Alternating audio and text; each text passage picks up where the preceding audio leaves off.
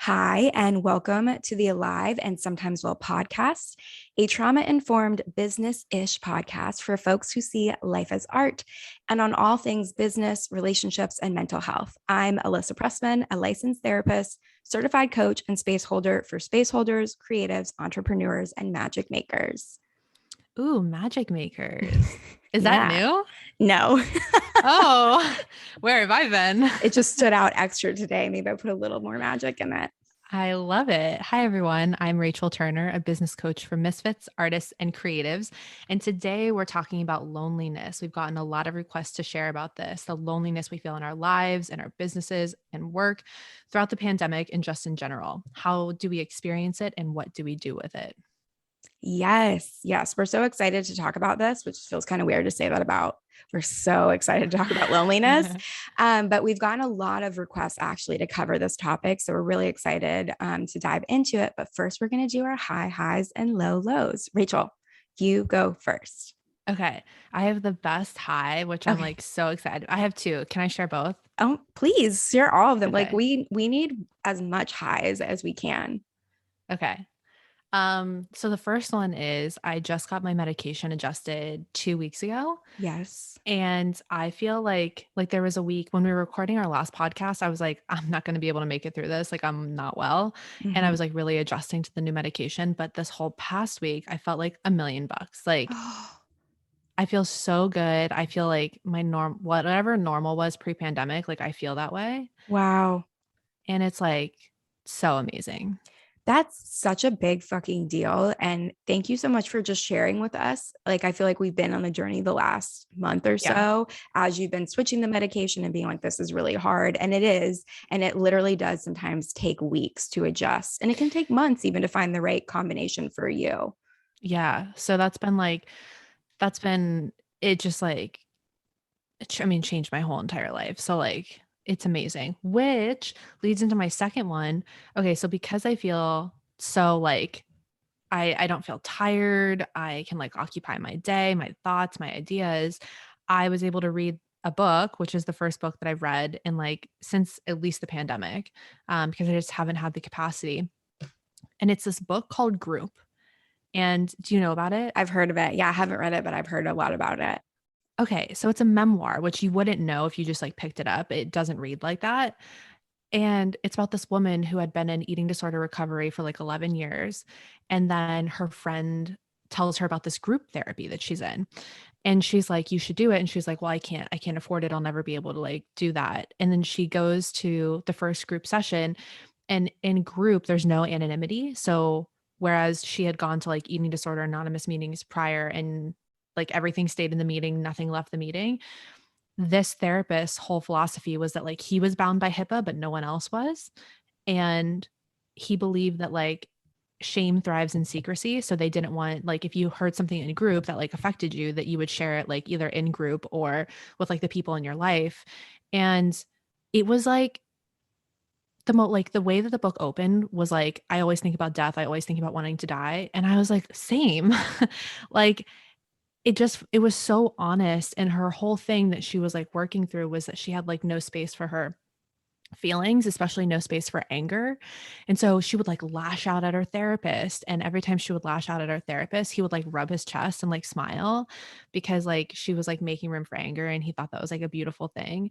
It just like I'm going to therapy today at 3 and I'm so excited to like do therapy differently. Like it really made me like rethink like how I had been scripted. Like I know that like these like this is my mom wound, and like let's take everything back to like about my mom and not just like the mundane of my life, and like talking about like my whole life.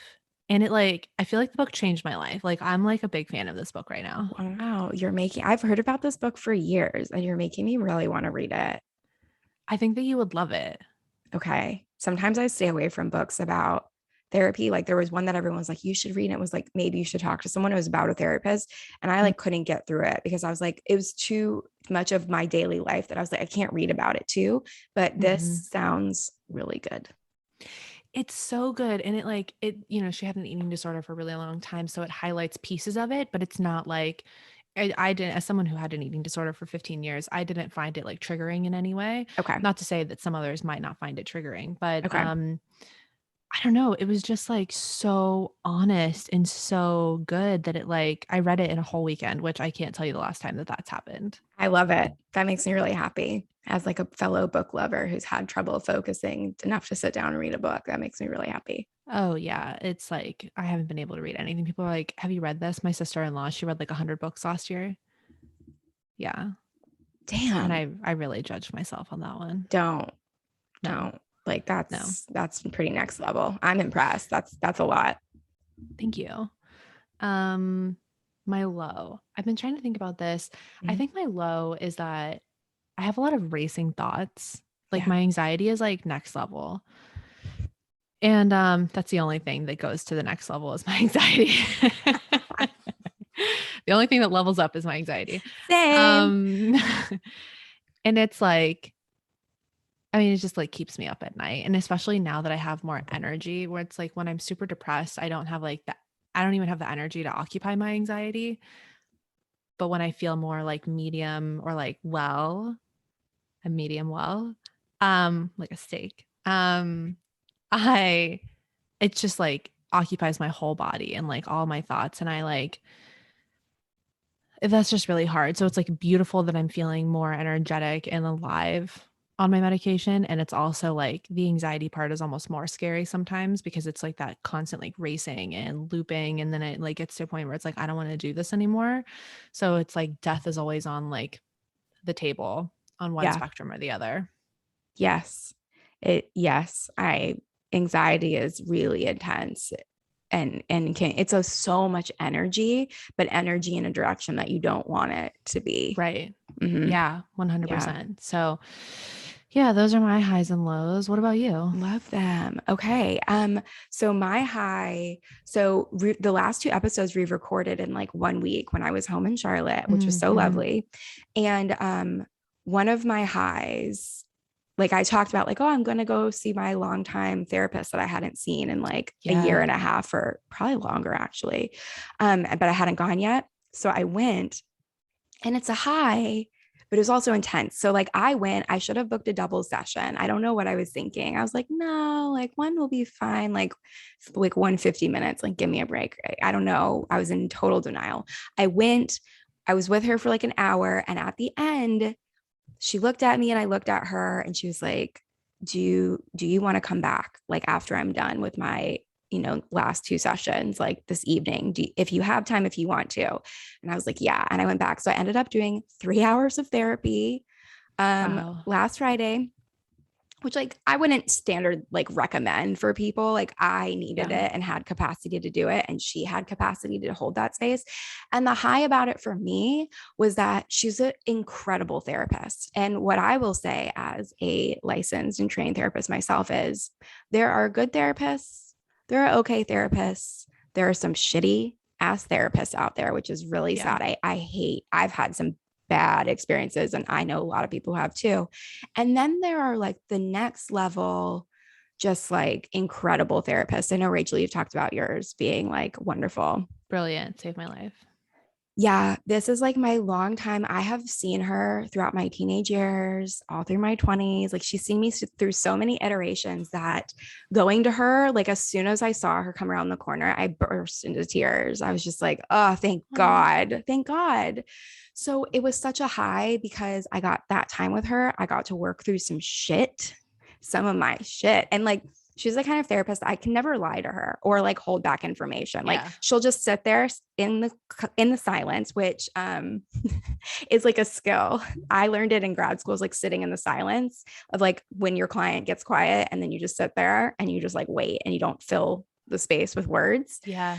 And she'll just sit there and look at me and then it all spills out. Or she'll ask me like very direct questions to the point where I'm like, oh my God, but I need to answer them. She's just incredible therapist. And for me, as someone with this training and experience, I can't just go to anybody because I'll be sitting there judging them, how they're doing it, or I'm like managing the session for me as if I'm running it, and like certain therapists let me do that, and it's not a good match. So I'm just like, the high was just being like, oh my God, I forgot what it was like to be held interpersonally. Like I've gotten amazing business support. Shout out to you, Rachel. But I had not been working on like the very much interpersonal things that I had really been needing to. And so Yeah. having that with someone who has the capacity to handle someone like me Mm-hmm. was like, thank God. Thank God. Yeah. So that was definitely my high. It's beautiful. Oh, yeah. I mean, like, oh, but my low coincides with that. And the fact of like, I felt almost embarrassed that I was like, how is this basically my profession? Right. Like I hold space for people in like Mm-hmm. all their stuff.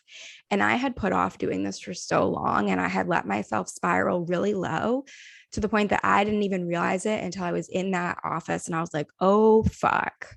Like, and we're talking through some of my shit and my patterns. And I was like, oh, I really let this get out of hand and I didn't even realize it. And so I think just like the low is the shame that I felt, like the embarrassment of being like, fuck, like Mm-hmm. I miss this in myself, something I would never really miss with a client or with my loved ones. I knew I was having a hard time, but I was like, I've got my tools, like I've got good people Mm-hmm. in my life, but I really fucked it on this one. Um, Mm. and I'm a little bit sad for the last however many months of my life. I'm like, I could have been getting some more support here. And I let myself suffer more than I needed to. And that spills over and affects other Mm. things. And that I'm sad that I feel like I lost some time. Yeah. Do you feel like Yeah. that connects to our topic of loneliness today? Hell yes, it really does. Cause that's what we're getting into. I feel like my high and low is a little heavy today, but that's okay.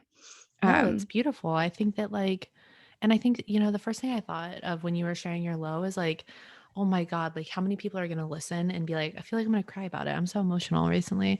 But like, how many people are going to be like so validated, like hearing that, like, as a therapist, that like that was your share and like that was your experience and that like you are so human and like how much sense that makes. yeah. Yeah, I'll say it. I'll say it a million times to everyone. Like, y'all, mental health professionals, that does not mean we're okay. That doesn't mean we're not fucked up in our own ways. Like, very, very human, all of us. So, thanks, Rachel. Thanks for reflecting that to me. I've also Yeah. been crying a lot lately, too. Like, if Chris and I are out somewhere, I don't know, everywhere we've been going out to eat, we'll be like sitting on the patio and some song comes on and I just start crying. And he's like, are you okay? And I'm like, am I okay? Like, everything is making me cry. I'm like, why are they playing breakup music here? What's in the air right now? What's the I moon don't doing? know, but I can't stop crying at everything. Okay.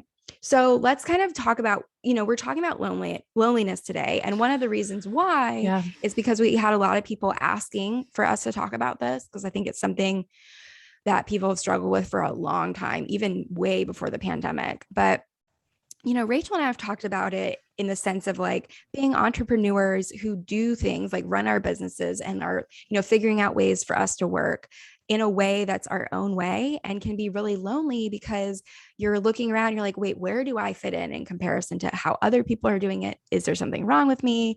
And it also applies to personal lives, right? Mm-hmm. As two people who like really do our own thing, kind of blaze our own paths, sometimes people put us, we've talked about being put on pedestals or look at us as leaders. And that can be really isolating because you're like, I don't know, half the time, I don't know what the fuck I'm doing, just like everybody else. Yeah. And it can be isolating to be in this position. Like sometimes we think of loneliness as the person who's like alone in the corner and is like really shy.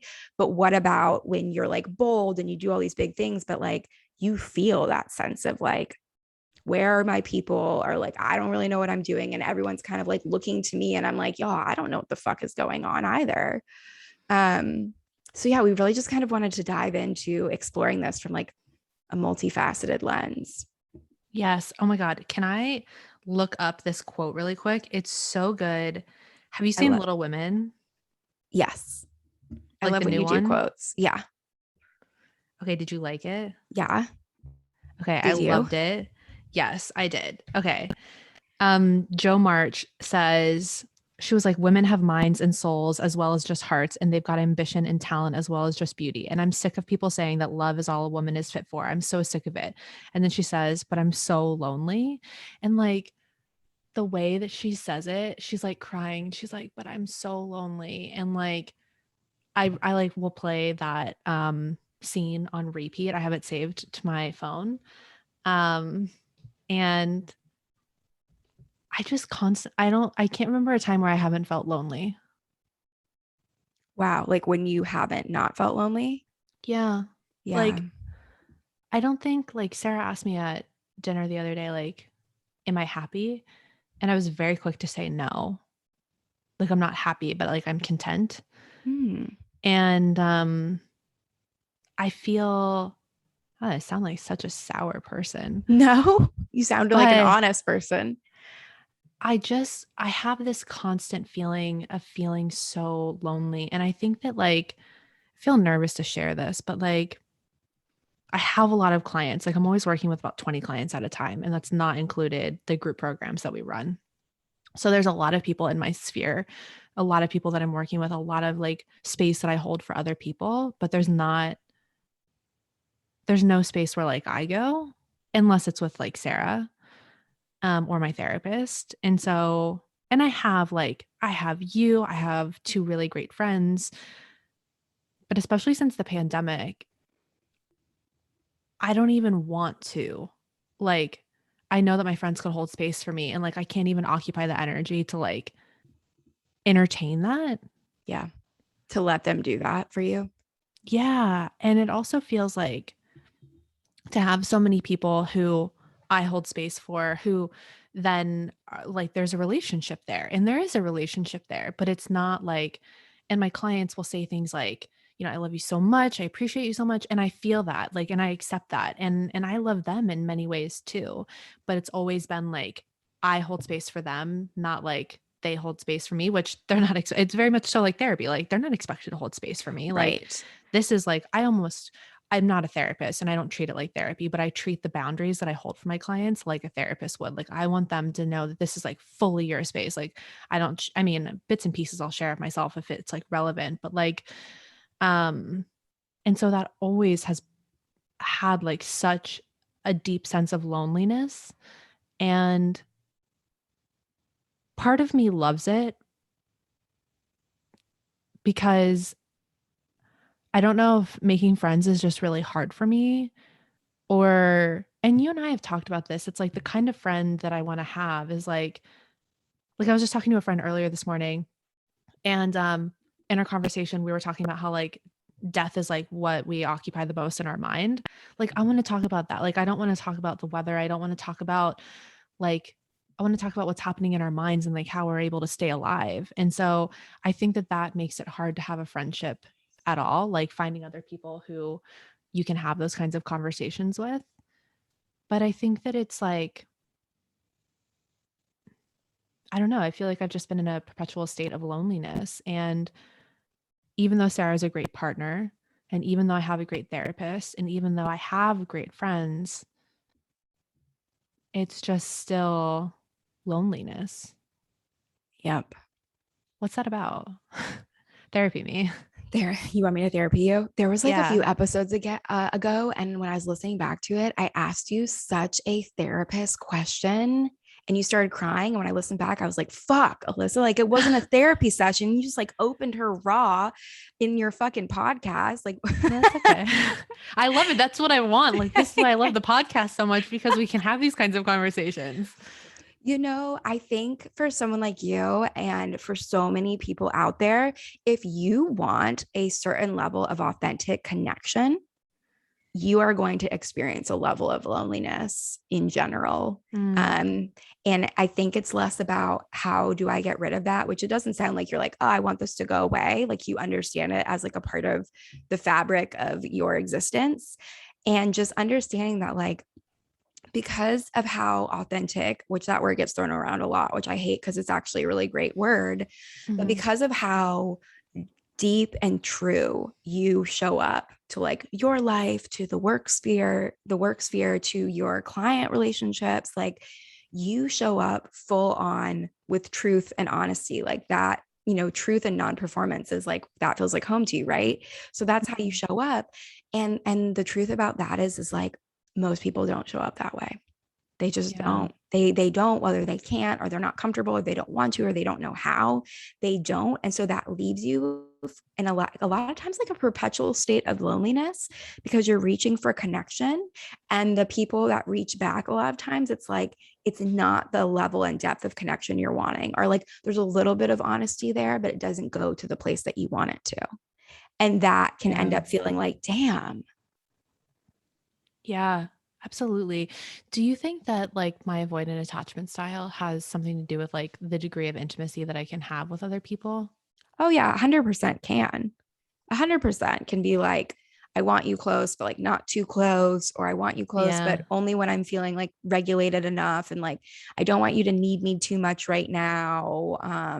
Or like, I want intimacy, but also I'm afraid of it. Truth. Yeah. It's Yeah. so, it's like a game almost in my mind. It's like we're on like a board and like who's moving the pieces, like what's the day, what's the energy like what's my availability. It honestly makes me feel like a shit ass friend. Like Mm. I feel like a shitty friend. And I will say that like when I think of my like four friends, you included, I know that like I could not respond or you could not respond, and they're like we all still love each other and we're just like living life, and like that's okay. Yeah. I think it's more of the like what is the pressure of what friendship is supposed to look like. Yes. And I think that that gets in my way more than like my issues with intimacy 100%. I, you know what? Like we could go on about this for forever because that you're like nailing it right now. The expectations and the shoulds are what get us tripped up in how we do relationship.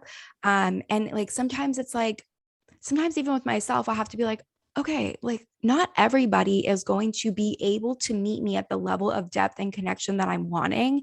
And does that mean that I just don't reach for it at all? Like it's okay Mm, for me to have certain friendships where, yeah, we can like kind of talk more deeply about certain things, but other things might be like, they're not the person I can talk to about X, Y, and Z.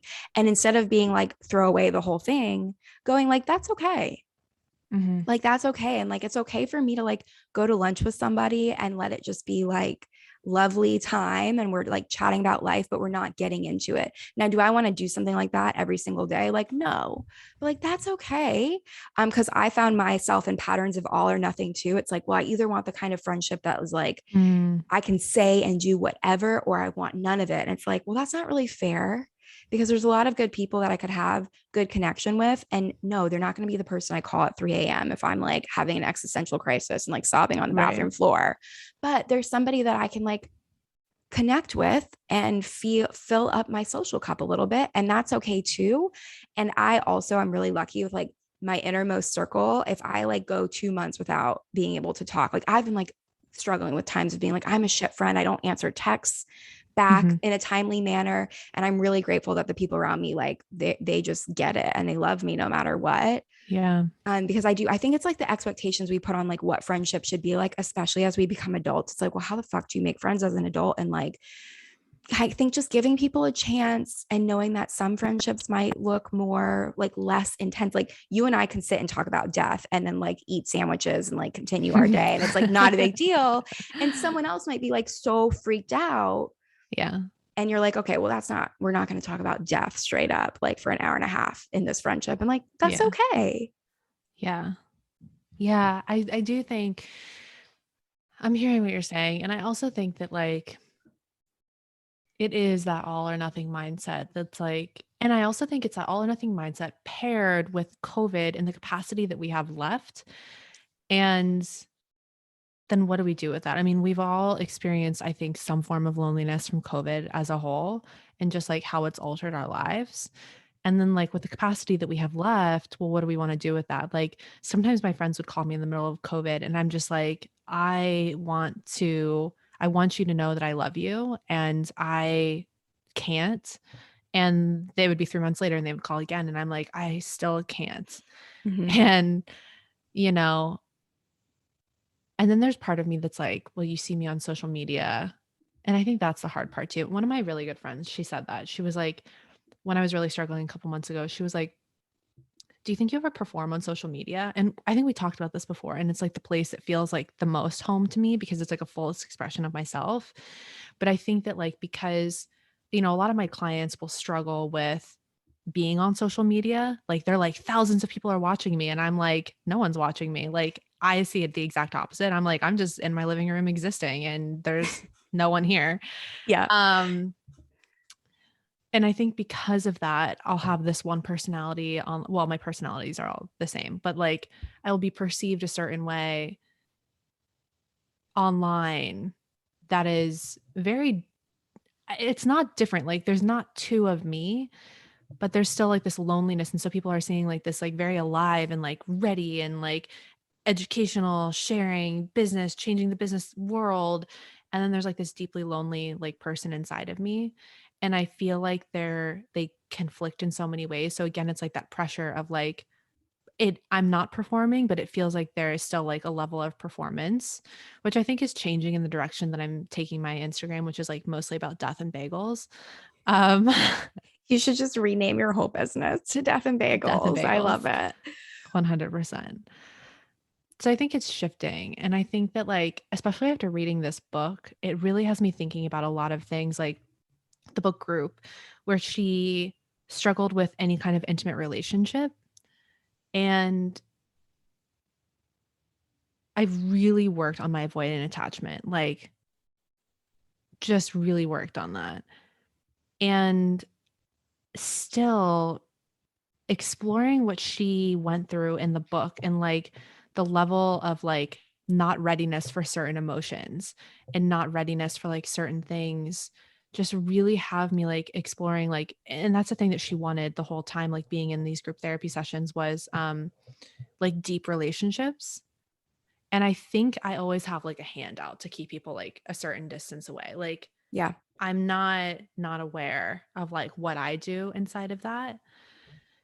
And so I don't have any answers about anything, not that anyone was asking, but I think I just have a lot of questions. And I think that like that same friend who asked about the performance, she recommended this book to me. She's also a therapist. I think all my friends are I therapists. love this. Um, she recommended this book to me. I think it was called Letters to a Young Poet when I was coming out and like figuring out my sexuality. And the whole thing was I didn't read most of the book because it was like very, very like very old book. And while I like to think that I would be the kind of person who would love to read like Jane Austen and old books, I'm not. Like, get them away from me. Like I want to be perceived as that, and I want to drink black coffee, but like that's not me. It was all about asking more questions than answering. And I think that's what I need to do with my loneliness is like ask more questions than trying to find the answers.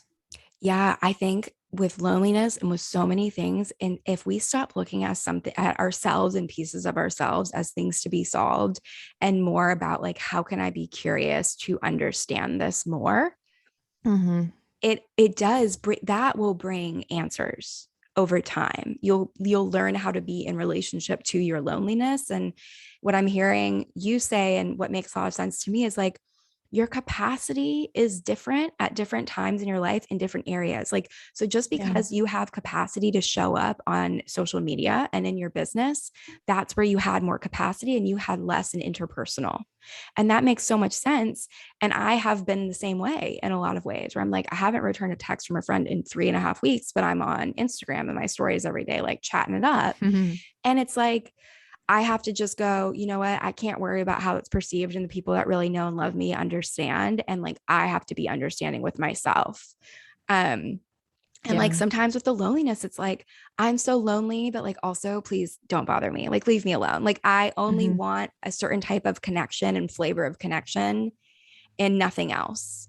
And that can be a little bit all or nothing. And I have to watch for that too, to be like, well, I either want it like this or I want nothing. It's like, okay, well, that's gonna be a little hard. That's gonna be a little hard Yeah. to have that expectation of ourselves. And like, I think too, when it comes to loneliness in general, is like the isolation of loneliness. It's not necessarily like I need people, but it's like I need a certain type of connection right now.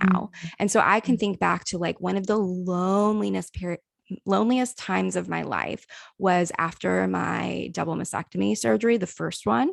Mm. I felt so alone. Like I had no idea how lonely I was about to feel. And I felt I felt like I was out of my mind because I was living back at home so that I had people take care of me. Kayla like moved home from Boston to be there with Oh, me. Like wow. my parents were there. Chris was in medical school, but he was coming as much as he could to like be with me. And I had all these people around me that were my closest people that love me and who I love. And all I kept saying the whole for months was like, I am so lonely. I feel so alone. I feel so alone. Mm. And what it came down to is none of the people closest to me understood what I was going through. And it wasn't until I eventually found like community with people like my age, with my kind of life experience that were walking or had walked the same thing. That's when that loneliness started to lift. So it's like sometimes we need a certain flavor of connection. It's not just being around people. It's not even just being around people that we love and trust and who love us, but we need people that understand and speak to a certain thing that we are experiencing. And that lifts like the burden of loneliness, even just a little bit to be like, someone is speaking my fucking language right now. Yes. Oh, that's so helpful. Like even listening to that, it really makes me think about a couple weeks ago, maybe months ago. I was really like, I've been to Eating Disorder Anonymous a handful of times, which is like amazing. Just like I never I started my business as a 10 years ago as a food freedom coach. So that was like my area of expertise. So there was like so much shame inside of that. And I was like, those meetings aren't for me. Like, I already know, like, I know everything. Like, that's Mm-hmm. not for me. And then I went and I listened to these, experiences. And I was like, I cannot believe you just said that.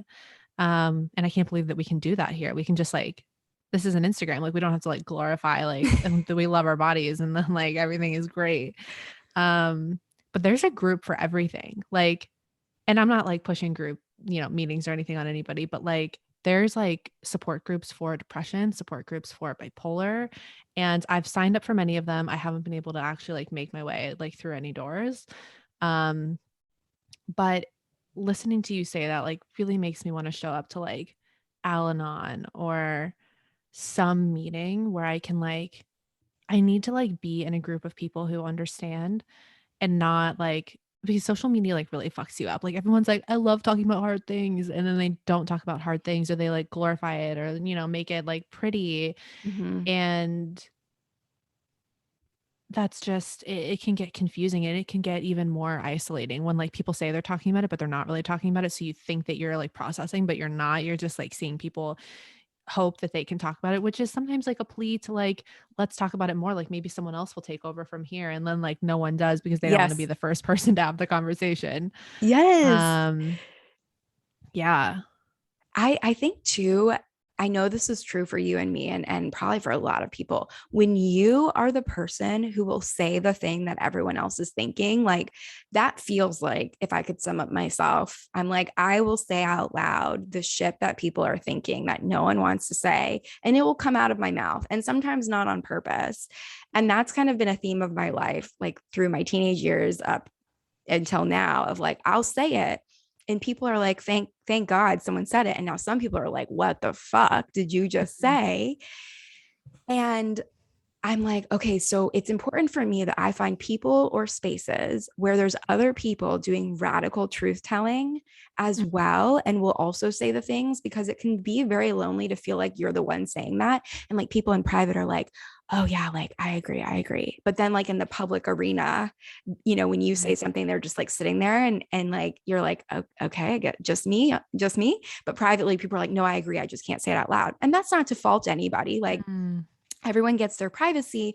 But I think, especially if you are living in a way that's different or considered radical, or you speak out in very honest public ways, you got to find places where other Mhm. people are doing that you get to show up and be like, oh, like what you said, the group that you went to. And it's like, it just feels like a relief. And it's like, right, there are people speaking to the exact same things I'm speaking to. It's not just me. And that helps. The loneliness really comes when we feel very isolated and we feel like I'm the only person feeling this way, or I'm the only person experiencing it. That's almost never true. We just have to find the people and spaces that can speak to the things that we are experiencing. Mm-hmm. That makes me think of Brene Brown when she was like, not everyone deserves your story or maybe your shame story. Yeah. And when she talks about like being in the arena, the Teddy Roosevelt quote, Yep. I remember for a while, I always used to imagine like being in the arena and then like Cheryl Strayed and Brene Brown and like my people were like behind me when like Oprah was there and they were like, you got this, like you can do this. But I always used to physically like imagine myself in the arena. And that's true. Like I want other people in the arena with me. You know, we actually had a membership called In the Arena for that reason. Um, and I think that's the kind of connection that I'm looking for. So I think that like getting really clear on the kind of connection that you're looking for, because I think like when you're in a state of loneliness, it's like sometimes you don't know which direction to go in and what you want, where you want to go. You just know that you feel this like deeply isolating feeling. And so I think exploring that connection that you're seeking is so important. And I think and I say this every time I leave therapy, I'm totally going to do that after therapy. And then I like forget to do everything. Yeah. And like you forget everything that just happened, you, like black out. But I think that that's where we can begin, you know? Yes. Like you got to you got to figure out what kind of connection you're really wanting and what kinds of, connection you want and need. And then ditch as much as you can the all or nothing. Like if I go, well, I need connection in spaces where people are telling radical truths the way that I do, and then I reject any sort of other thing, that's not fair, right? Like it's okay for me to go and have, some like more, not, I don't want to call them surface level, but they're not as intense of connection. That gets to also be okay and enough, alongside going like, okay, I got to make sure I'm seeking people and spaces where it's like it goes a lot deeper, and like that's okay too. Yeah. Mm-hmm. Yeah. This is one of my favorite conversations we've had. I think that like, I feel like I'm still recovering from the COVID conversation. That was a lot. Who It else felt was. like that was a lot? That was a lot for us. That was a lot for us. We were really like kind of fucked up after it. I know. We're like a lot fucked up. I think this is our comeback episode. Like I know we did the coming home episode, but I think this is our like this feels really good. I would love to have like more conversations on this too.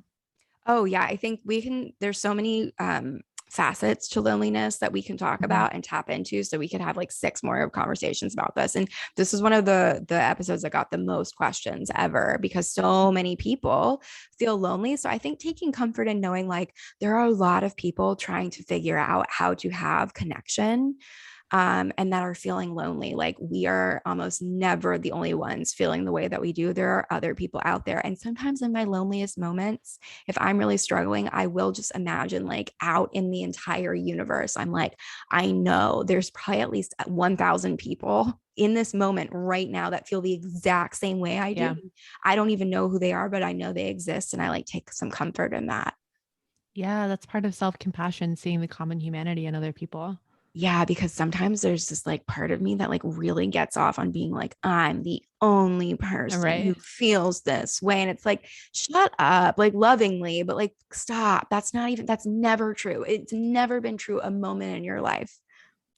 I totally get that and I feel that way. That's actually why I like to watch sad movies when I'm sad. My therapist, like, she doesn't tell me what to do, but she's like, whenever I'm like, I watch this like terrible movie on, having bipolar, and she was like, why are you doing that? And I'm like, because I know I'm not the only person. Like, I can see the common humanity and my experience like represented in front of me. It's why I love movies so much. Like, movies is just like my therapist and movies saved my life. I love that. 100%. I love it Yeah, so much. You've always got the great movie recommendations. Love it. I do. I do. Do you want to answer some of the questions that people asked? Yes, absolutely. Let's get into some questions. So one of the first questions we've got here, is is it weird that sometimes I prefer being lonely? It makes life easier in some ways. I also feel like nobody will ever fully get me. So I'd rather just be alone because I feel less lonely when I'm alone than I do when I'm with other people. Mm. Ooh. Let me read this again.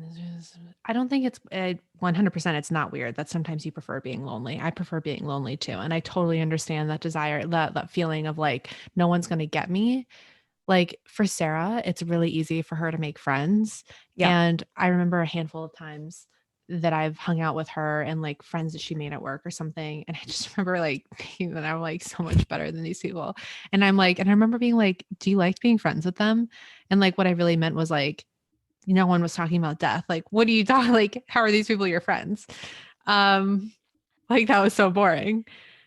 And I totally get that like no one else is going to get you. And I think that we feel that way about love too. Like when we go through heartbreak, like I'm never going to love anybody else the same. Like I'm never going to experience that again. And then we do. And I think that it takes time and effort and understanding the kind of connection that we want. Like, I am not afraid to go on Instagram and be like, hi, everyone, I'm looking for a friend. These are my qualifiers. Like, and be like, is anyone interested? Like, I've made a lot of friends that way, actually. Wow. And, and I think that like being really clear, like take it kindergarten style. Like in kindergarten, you're just like, yo, do you want to be my friend? And I think that there's more to it than that. But like, um, it makes so much sense that being lonely, choosing to be lonely feels easier than rejection, than like suffering through. Like it makes me think of dating, than like going on boring dates and like being completely misunderstood and like not being fully seen and like going through the work, like finding a new therapist, like reliving the same story over and over again to see like who's going to connect with you. Yeah. Oh, 100% agree. I co-sign all of that. Um, Amazing. I mean, it really is like it is one of the worst feelings ever to be in a group of people and feel more alone than when you're just by yourself. You're like, I would Mm-hmm. rather be by myself. Like, there's been so many times in my life where I've been in a group of people and I'm like, get me out of here. Like, I can't be in this situation. I feel so alone and I like am angry about it and I want out right now. And I've also, Rachel, been like around people where I'm like, no, like, no one is talking about anything. Like, it makes me want to say like an outlandish thing, which there have been times that I have. And Chris will be like, he will look at me and like, are you okay? Like, what is about to come out of your mouth? Because I don't just like make friends with, like, I can socialize pretty easily. Uh-huh. Um, sorry, a door just slammed in my I heard house. it. Are you alone? Yes. Um, I I don't want to like get into it, but okay, I'm just gonna say it. Fuck it. So I'm psychic, and sometimes there are times in my life where, the realm of the worlds that I cannot see are a little bit more active than others. And I would say right now, I have like full body chills. Things are just a little bit active, and I'm trying Okay. to deal with them. Okay. So I'm not going to freak out. I'm going to just deal with it when we get off of this recording. Okay. Anyways, y'all don't even worry about it. I'm going to be fine. Um As she says with a smile.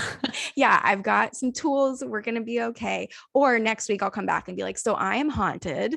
Um like That's great. anyways, yeah, I kind of lost my train of thought, but listen, you are allowed to feel lonely and prefer being lonely and also feel like, what if nobody gets it? I'd rather be alone. And also lovingly and gently kind of call yourself out when you're like, hey, are you kind of addicted to being like, no one will ever understand me because Mm, I'm the only person.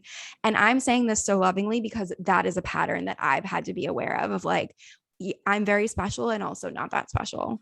Of yeah. like, if I never make any effort, then yeah, I'll never connect with anybody because I'm not even trying. And it's okay to try and make connected efforts and for them to fizzle. Like I've had some people reach out and I have as well, where it's like, oh my God, are we going to be friends? And it's kind of like we try and it's like, no, like no. That's Yeah. okay. Like that's going to happen too. So you're allowed to prefer your own company and being lonely. Yes, it is easier, but that doesn't mean that that's satisfying over the long term. Yeah. Yeah. Absolutely. Yeah. I feel that. Great That's a good question. answer. Great Yeah, question. good question. Mm-hmm. Next question. What are our personal experiences and revelations around loneliness? I would say for me that loneliness, I figured it out that it was just a lot different than what I thought. Like when I thought about people being like, I'm lonely, I really imagined someone like really quiet and shy and awkward, like in a corner, kind of like curled up. And so Mm-hmm. I was like confused by the ways that I would feel lonely because I'm like, I'm very I was more extroverted when I was younger. I have extroverted energy, but I'm quite introverted. So I'm bold and I'll say things and I will like I love public speaking. Like there is something wrong with me. Like I love it. And so I'll do things like that and I'm like, "Well, why do I feel so lonely?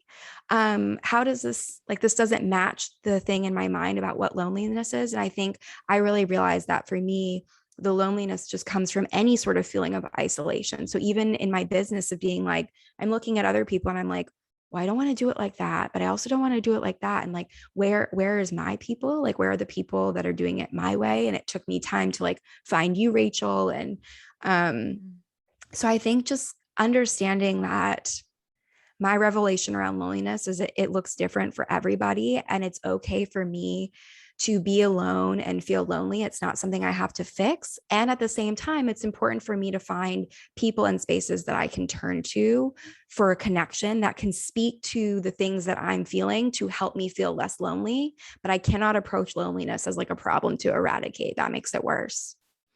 Yeah, I love that. It made me think of a couple of things. I think that I'm addicted to being like the misfit, like the one who doesn't belong. And so I think that Why? like I Tell don't me know. why. I think that I felt that way like with my parents that like they love my sister more. That was like demonstrated in their actions. So like I don't belong there. And so like I think that was the first place where I realized like I don't belong. And then like in school, I was bullied a lot. I dropped out of high school because I was bullied. Um, but like I somehow like didn't fit in. And so I've always kind of had this like narrative of like I don't fit in. And so I think that like loneliness really tracks with that narrative. Um, and that I've been really just like kind of like what the first question asked, like if I prefer like what if it's easier or I prefer being lonely, like I so relate to that. And I also think that um I think that I thought that I was not allowed to be lonely because of how I'm perceived on the internet. Like that's not something I'm allowed to feel because like Wow. yeah, because I don't like because people are like, I love your energy, I love your relationship, I love your friends, like anything that I would put on display or like share, people would be Yes. like, oh my God, I love your connection with that person, your energy with that. Like even people say that about our podcast, like your energy is so great, your connection is so great. And I'm like, oh God damn, like I look at all of these connections that I have and like how dare I be someone who experiences loneliness. Wow. Yep. Yeah. Yeah. So I think that like echoing parts of what you said that like loneliness can look different for everybody.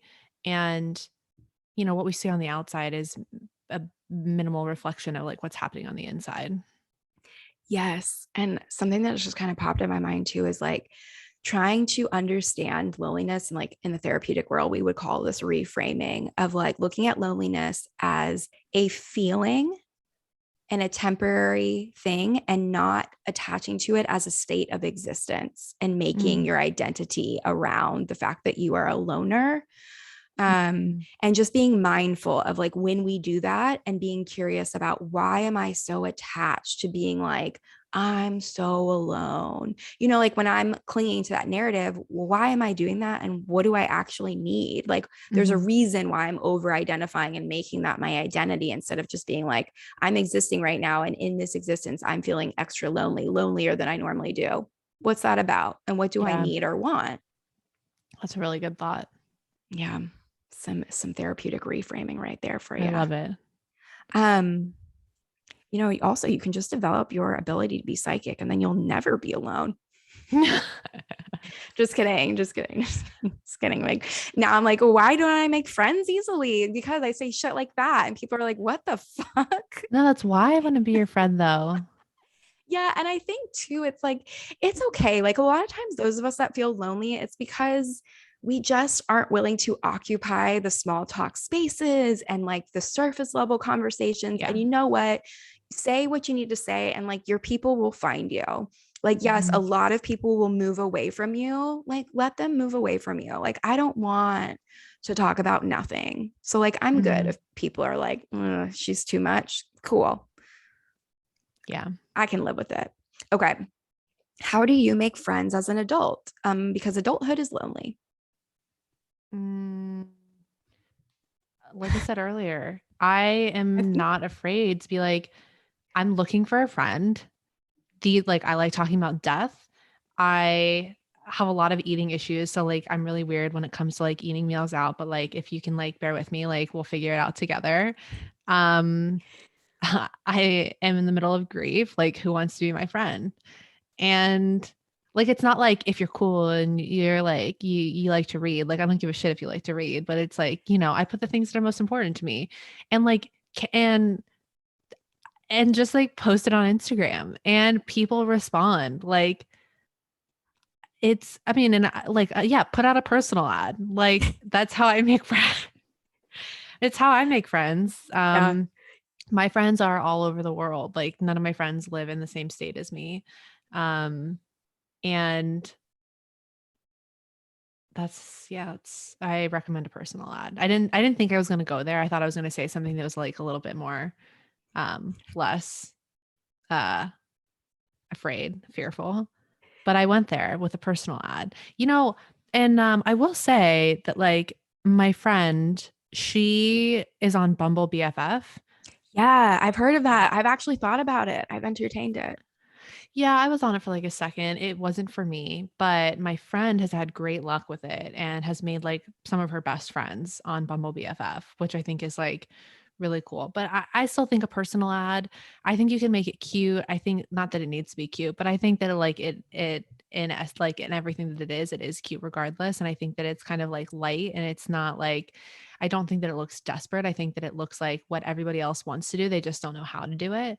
And you're like setting your boundaries from the beginning. You're like saying, this is what I want. This is what I don't want. Like, who's interested? I'm doing it today. I'm going to put a personal ad so we I can just love like it. go from there. I love it. And then we'll be like, okay, I want a friend, but also no, I don't want a Right. friend. Like, you need to be okay with me being I don't respond back. Like, Yes, yes. You know what? I've had a few friendships over the years, newer, and they're like, they want to like FaceTime once a week for like 2 hours, and they like want to text constantly and like send video. And I'm like, I have to, I have said outright to people, I just need you to know that my vibe of friendship is like, you will not hear from me for 2 months sometimes, or I won't answer. Like, I don't have capacity to do that. And I totally understand if that doesn't work for you because you want more high touch friendship. And I basically never am doing that. And just yeah. like putting it out there, I mean, really putting it out there and just letting people know, like, this is what I'm into, this is what I'm available for. And honestly, if like you don't want it, it's okay. It really is a lot like dating, it's a lot like finding a therapist. It's like, sometimes that's not going to work out, but that's not a reason to not try. And I've had to tell myself that like a lot, especially like moving to a new city and being like, Yeah. okay, well, obviously with the pandemic, like I wasn't going to be out and about trying to like meet people. And like so many people here, just didn't even believe the pandemic was happening or walking around. I was like, okay, well, I don't even fucking be friends with these people Mhm. because they're scaring me and they're dangerous. Like this is like vaccinations and everything. Like no one was wearing masks. I was like terrified to leave our apartment. Um, but yeah, I think adulthood is really lonely because you don't have like containers of like meeting people like you do when you're in school or you're in Yeah. college or you're at a job where you're around people. So I also like online can be a great place, and just like letting things unfold over time, which I know is really hard, but like making a little bit of an effort. I feel like too Bumble BFF, I'm like, okay, like maybe I should try it, but like, is it my vibe? Like we need an app that's like my deaf BFF. Like, I'm like, Listen, are now that my meds are right, like I have so many ideas. Like, should we make a matchmaking service for friends? Like, where should we go next? I know possibly matchmaking makes me a little nervous because when I would matchmake and I would do it romantically, I would set up people on the most deliciously toxic romances of their lives. So I don't matchmake anymore. Like they would be Okay. having the best sex, but it would like end in burning flames. So I learned very young, like, this Okay. is not a good area for me, but maybe best friends. Maybe best friends. Can we? I know we didn't talk about this prior, but can we tell them what we've been working on? Oh my God. Yeah. Did you see my face? I was like, what have we been working on? Like, did I forget? Yeah. Okay. Do it, Rachel. Do it. Okay. I want to like pull up my notes about it really quick.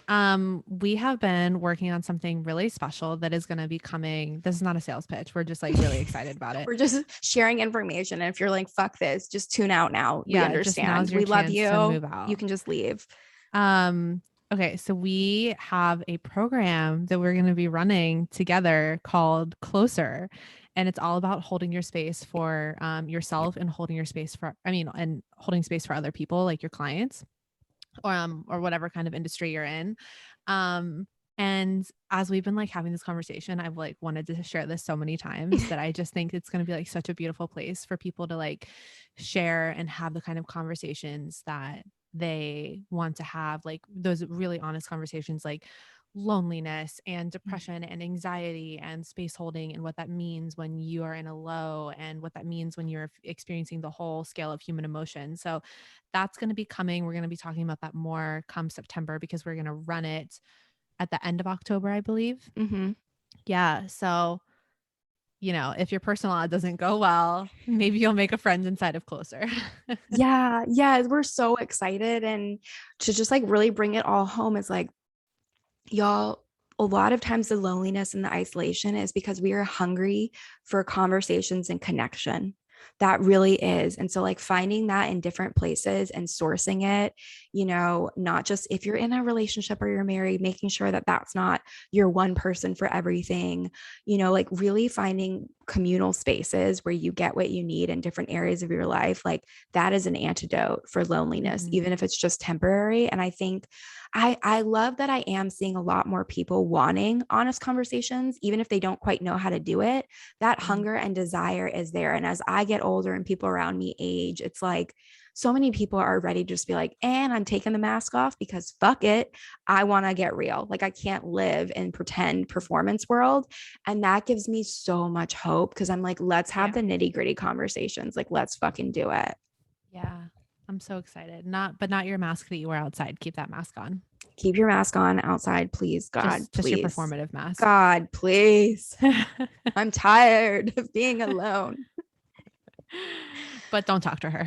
Also, yeah, I'm so lonely, but like, also please leave me alone. It is true. Sometimes I go in public and I'm like, the masks have been grade A. Like, people really leave me alone. Because what I used to do was like, how can I look as unapproachable as possible? Because people would just come up and like dump their trauma on me. And I'd be like, I can't do this. Like, Venmo me money now. Like, that was a session. What the fuck? So yeah, it really is like, I want connection, but like when and how I want it. So I'm lonely, but like also please leave me alone, but also love me. Thank you.